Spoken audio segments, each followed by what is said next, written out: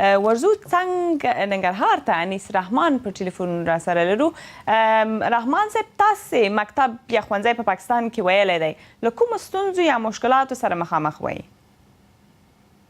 زه چې کله کور کې وم پښتونخوا کې وم، نو هلته زه په پاکستاني مکتب کې وم.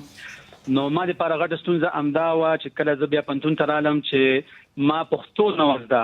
هلته خو چې دی ډېری افغانان اوسېده په ښوونځیو کې چې دی استادان ته هم پښتو نه ورتله او نه چې دی دا په نصاب کې وه. نو چې کله پښتو دغه ته رالم، پوهنتون ته رالم، نو زما خپل شوق ژورنالیزم سره و. نو چې کله د ژورنالیزم ډګر ته مې خپه کېښوده، نو زما غټه ناکامي همدا وه چې ما ته پښتو نه راتله.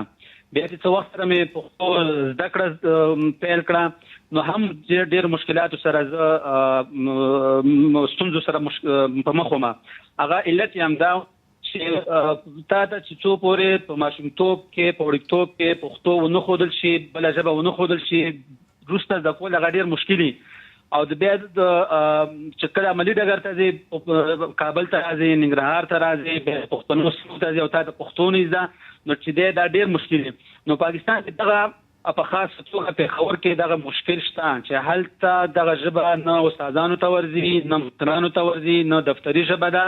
چې کله بیا هغوی پوهنتونونو ته ځي یا رسنیو ته ځي یا چې دی نورې ځینو ته ځي، نو هغه د پښتو سره مشکل کېږي. نو تاسو 12 کاله ښوونځی ووایه، د کله چې مو هر کال هر ټولګي ته تلئ، درس به مو زده کېده که مو نه زده کېده؟ ځکه دا خو به په بله ژبه وو. څه ډول حالات سره مخامخ وئ؟ ګوره، اول خو چې دی په ژبه باندې هر څه، بیا چې کله لږ مخکې رالو نو انګلیش میډیم شو، هغه نصاب ټول نو هم نه موږ چې داسې اردو زده کړه، نه هم انګلیسي زده کړه او نه هم پښتو زده کړه. نو اوس تش کوو چې کومه ژبه زده کړو. نو موږ اوس هم حیران یو چې په ننګرهار کې اوسېږو یا کابل ته چې دی راځو، خلک راته وایي چې ستا ژبه خو چې ده دا خو پېښورۍ ده، ته خو چې دی اوس هغه لغات ټکي چې دی اوس هم د پېښور یا د اردو استعمالوي.